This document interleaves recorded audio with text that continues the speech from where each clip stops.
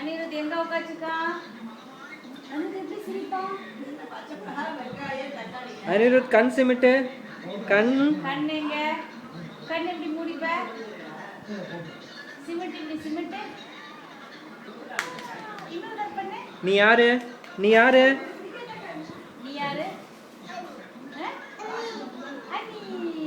வாய் எங்க இருக்கு? வாய் அது நாக்கு. வாய் அதான் மூக்கு. மூக்கு கண் கண் தலை கை. துப்பை.